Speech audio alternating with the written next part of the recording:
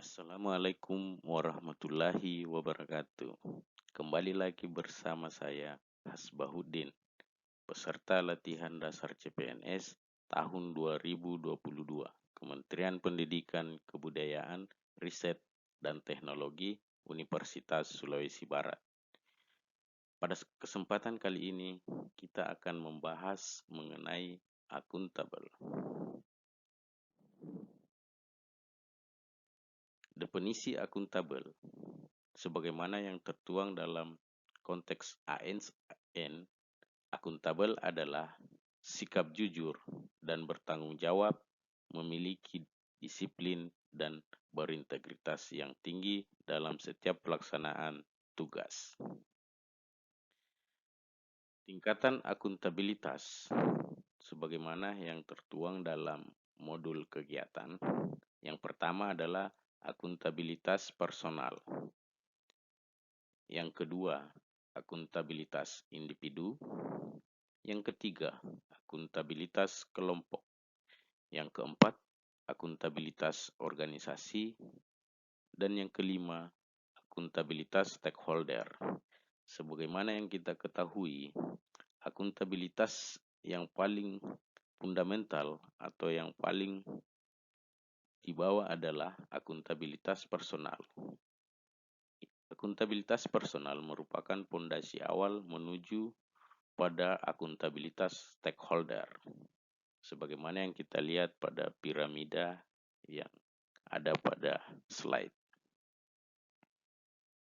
Selanjutnya kita akan membahas tentang infografis mengenai akuntabilitas sebagaimana yang tertera dalam modul bahwa akuntabilitas terkait dengan integritas. Di Indonesia, khususnya terkait dengan perilaku korupsi, dilihat dari segi profesi pelaku korupsi itu, yang paling tertinggi adalah pelaku swasta, dalam hal ini pelayan publik. Terus yang kedua, anggota DPR dan DPRD. Kemudian di urutan yang ketiga, ada eselon 1, 2, 3, dan 4. Kemudian terbanyak yang keempat adalah dari yang tidak terdeteksi.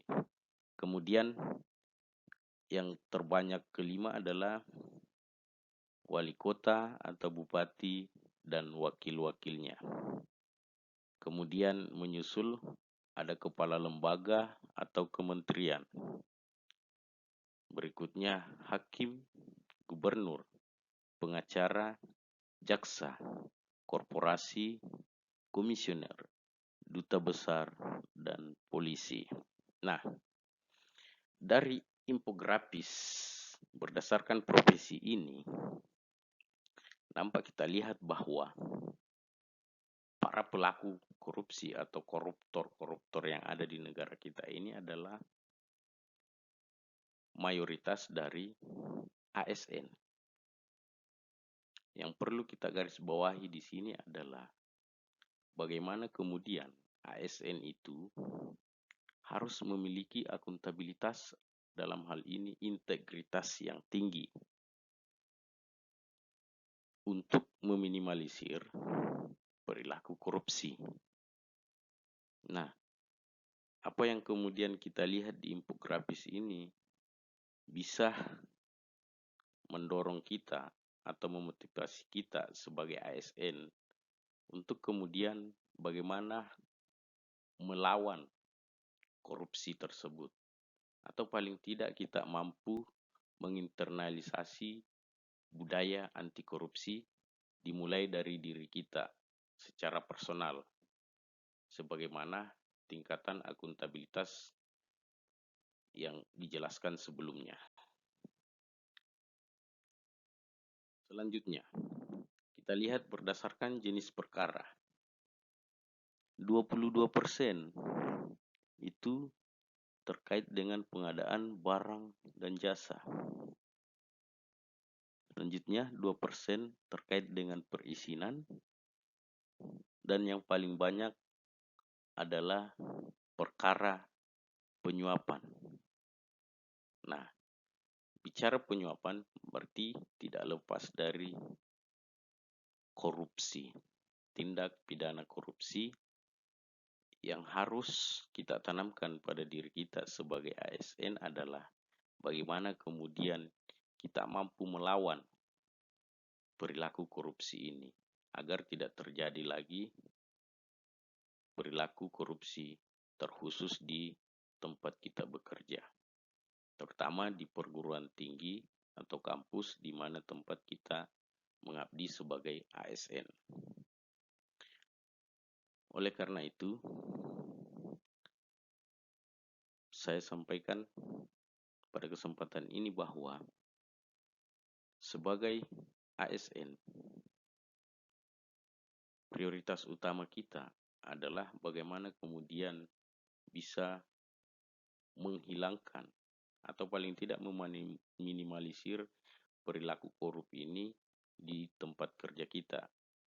Ya, jangankan bicara tentang korupsi atau penyuapan, korup pada diri kita sendiri itu harus dihilangkan.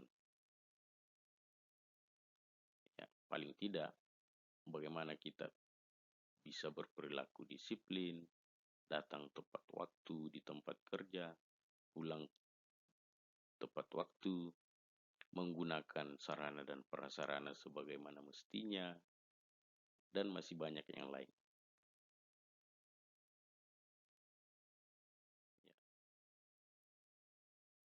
Cukup pembahasan kita kali ini tentang akuntabilitas pada